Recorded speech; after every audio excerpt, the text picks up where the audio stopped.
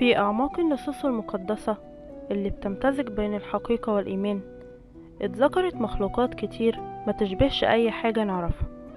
مخلوقات بتخلي عندنا خوف ودهشة وفضول إننا نعرف عنها أكتر، من مخلوقات عندها أجنحة كتيرة لكائنات بتسكن عوالم خفية بعيدة عننا. في الفيديو ده هنعرف أكتر عن الكائنات اللي اتذكرت في الكتب السماوية التلاتة.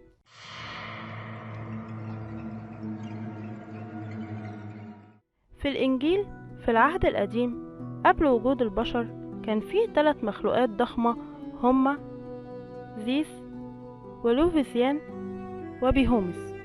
وزيس كان عامل زي طائر العنقاء الخيالي، والبوهيموس ده وحش أرضي شكله عامل زي فرس النهر ولكنه أضخم وأقوى. والليفيزيان وحش بحري شبهه بين التمساح والتعبان البحري الضخم.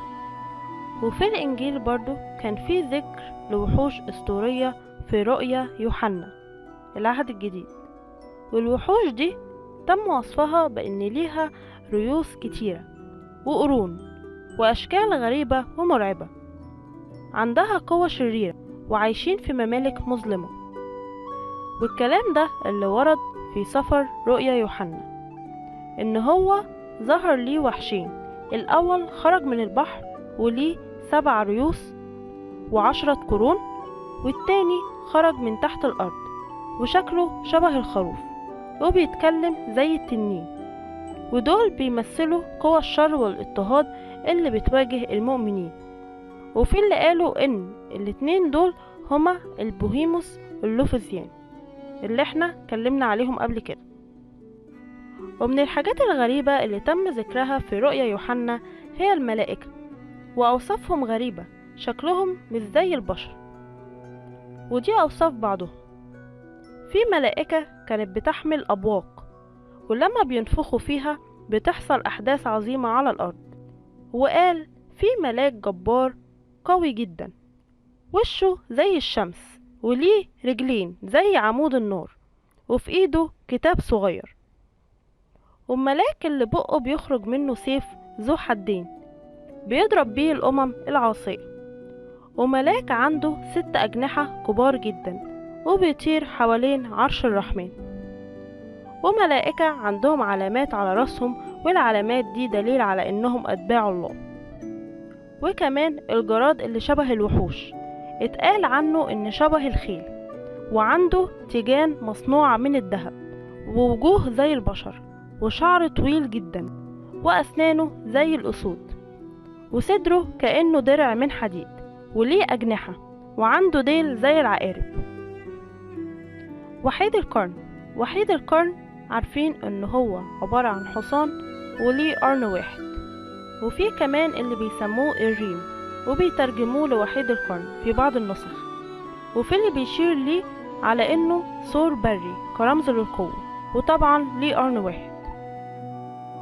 وكمان في التوراة تم ذكر كائنات غريبة برضه زي النفلين أو العمالقة، مذكورة في سفر التكوين، وبيعتقدوا إنهم من نسل أبناء الله، واتقال عليهم إنهم كانوا في الأرض طغاة في تلك الأيام. هؤلاء هم الجبابرة الذين منذ الدهر، واتوصفوا بأنهم عمالقة جبارين ومستبدين وطغاة.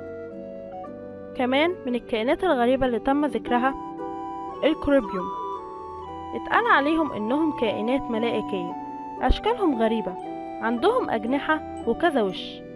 اتذكروا في الأسفار بتاعتهم زي سفر حسقيال اللي اتقال فيه إن كان لكل واحد 4 وجوه و4 أجنحة.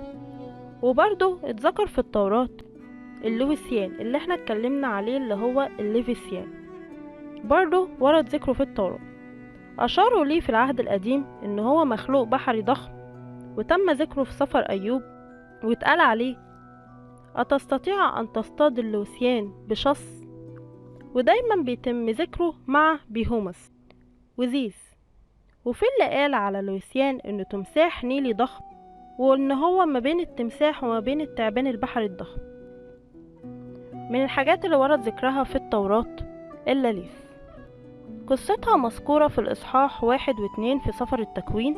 وبيتقال عليها إنها أول امرأة تمردت على رجل، وفي اللي بيوصفها إنها زوجة الشيطان زي ما بيعرضوا في المعابد اليهودية.